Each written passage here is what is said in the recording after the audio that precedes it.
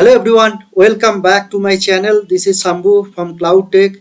Today we'll talk about Amazon EKS, like Amazon Elastic Kubernetes Service. And today agenda is how we can deploy that EKS cluster, and if you would like to connect that EKS cluster from the EC2 instance, I will show you how we can connect that EKS cluster, and then how we can deploy our application from Docker Hub. If you would like to deploy any Docker Hub application to this particular EKS cluster, then how we can deploy that also I will show you. And if you would like to deploy that application from your local system instead of having any Docker Hub or EKS or ECS or any other kind of where we are maintaining the image, right, any other registry instead of ECR, those things we have, right. Instead of from there, if you would like to deploy any images from your local machine, that also how we can deploy, that also I will show you. Okay guys, so today this is what our agenda. And in AWS we used to call EKS, and similar service in Azure and GCP also providing. In Azure we used to call AKS, Azure Kubernetes service, and in GCP we have GKS, like Google Kubernetes service. Okay guys, basically it's a managed Kubernetes service, all the Kubernetes container, right. If you would like to manage, then by using this we can manage.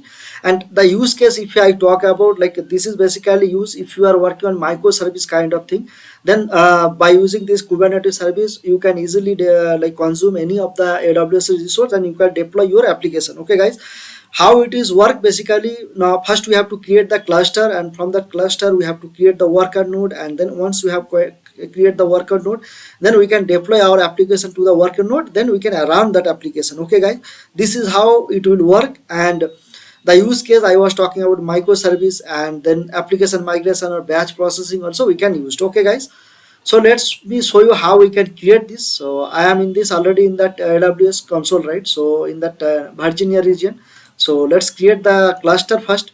So let me give the name of the cluster,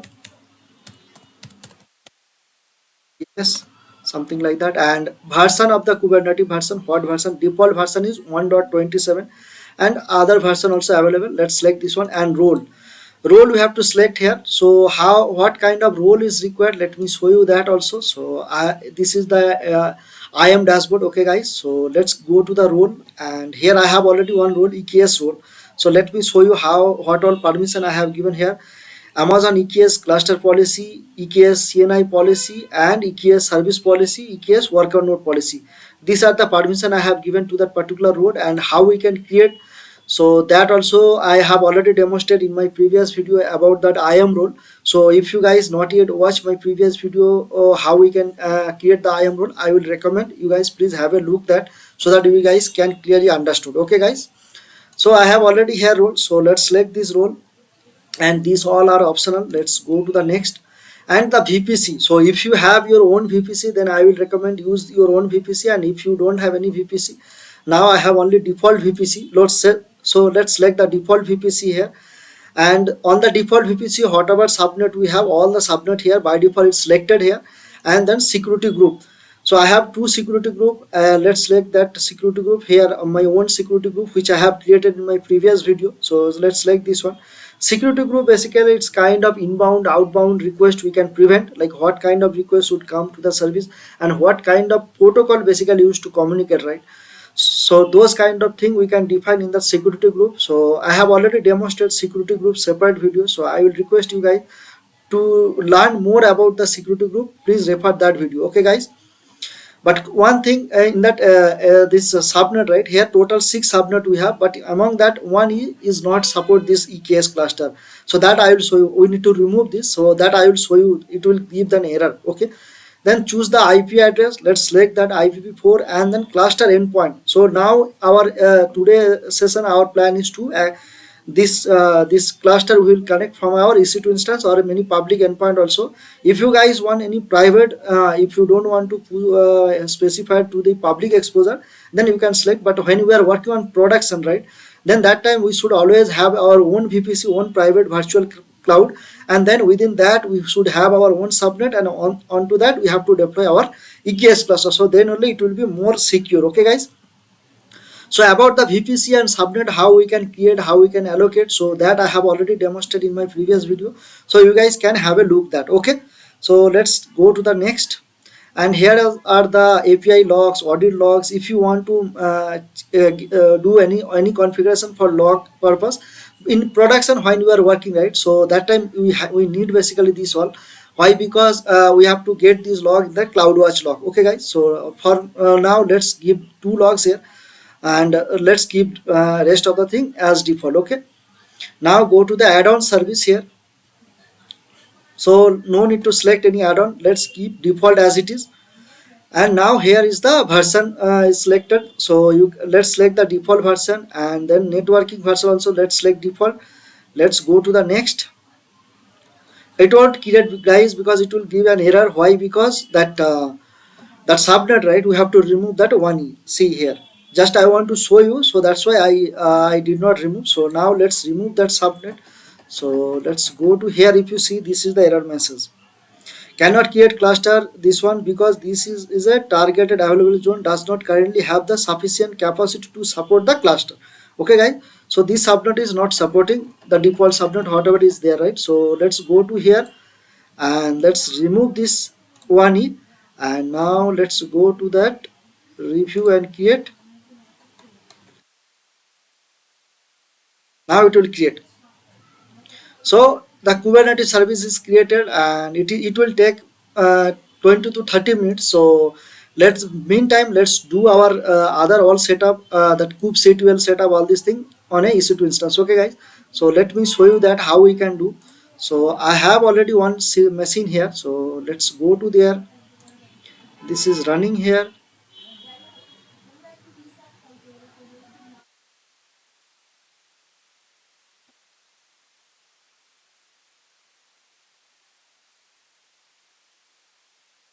Yeah, it is running, right? So I have this machine.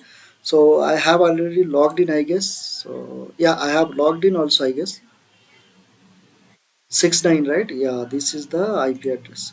69, right? So I have already logged in here. So how we can logged in by mobile extreme, I have already demonstrated, guys. So if you not yet watch that video, I will recommend, please have a look. Sudo bash and mkdir. Okay.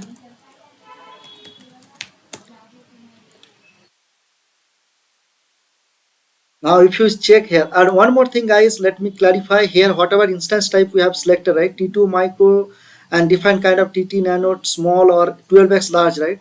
So max we can deploy our workload node is a pod, right? So that pod we have some limit also.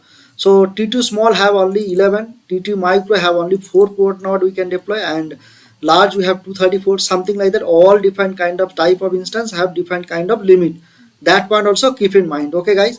So before installing kubectl, let me show you really we have or not. So I have already note down all the command here. So let's me go one by one. What it is displaying here. See, kubectl is not found. So we have to install that. So that installation command, this is the installation command, and we have to install accordingly what Kubernetes version we have selected during our creating cluster, right? Same version we have to select. So during our creation cluster we have given 1.26. So I am installing kubectl also same version. Okay, guys. Now it is installing. It is done. If you want, you can do checksum also, but now for this session no need to give checksum.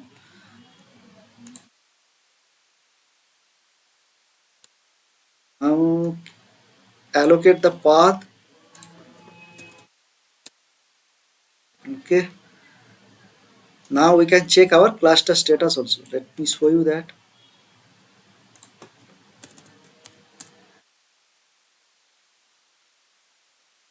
Okay, AWS.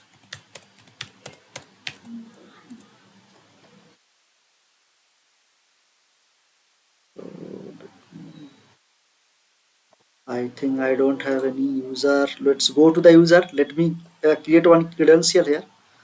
Okay, security and access key already inactive. So let me create one access key here. Okay, guys, for this today's session. Understood. Next, and yes.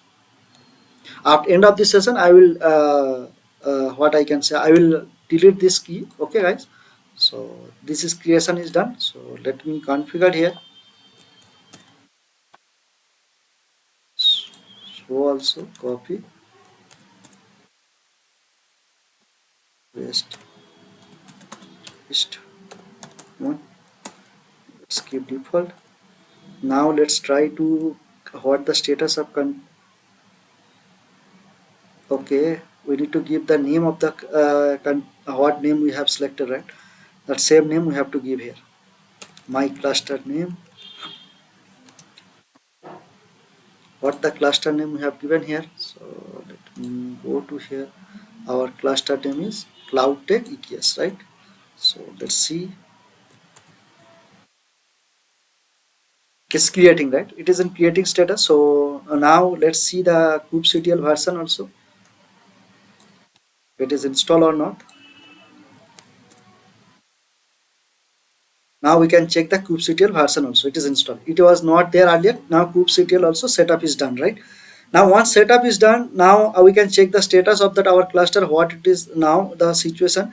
And so once it is status also we checked, it is in creating mode here. So next what we can do here, let me show you that. Now since it is in creating mode, right, so we cannot deploy our application. So what all thing we can do here now, now we can update our credential also, like this is the command. By using that we can update our whatever credential, all these things. So let me show you that also. So now since its cluster is creating, right, you cannot update the kubectl, right?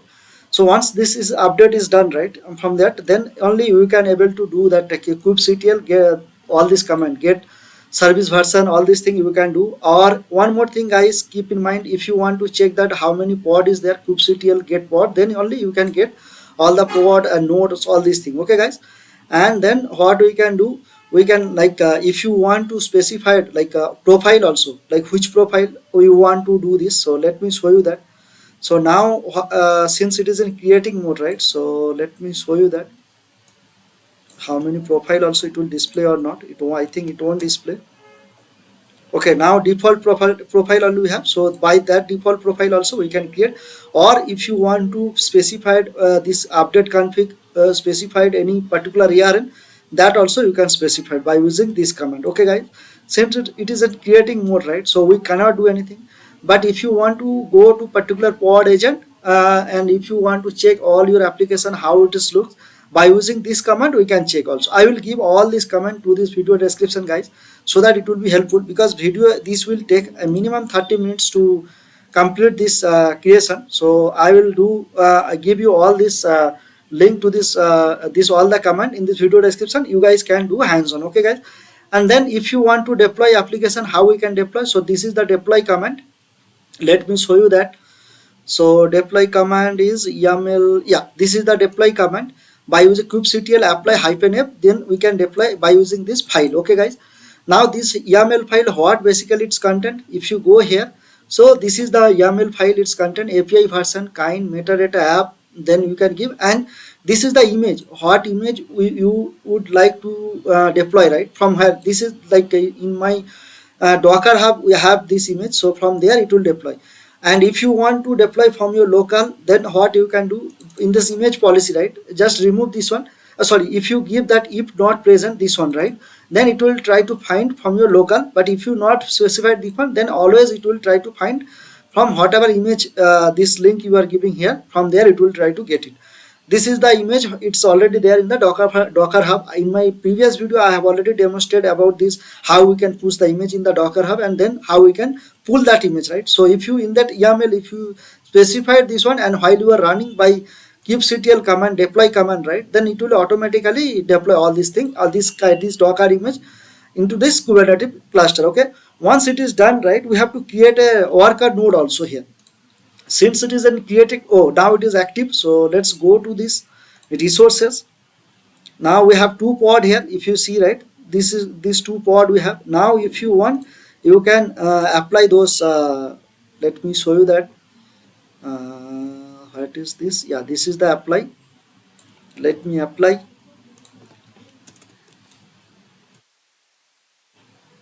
Now it is added. Now this kubeconfig file is created here. Okay guys, all the details, let me show you what it is contained here. Our all the details, right? If you see here, now command is AWS cloudtech-eks cluster user is added.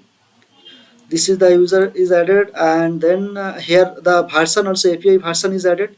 So this is the version we can use it, API version, right? So in our application we can specify also this version if you want. Okay guys, and then what we can check here, this is the certificate. By using that it will authenticate. Okay guys, so this is how looks that kubeconfig file. Okay, now let's go to here and go to the step, and now let's create the worker node. Right now we have a pod node, but if you check here, right, we don't have any worker node. Go to the compute, and here this is the node forget. If you want here, one more thing is that if you don't want EC2 instance, then by using this forget also you can deploy. So if you want to add the node group, then you can add here. Let me show you how we can add. So let's give the node group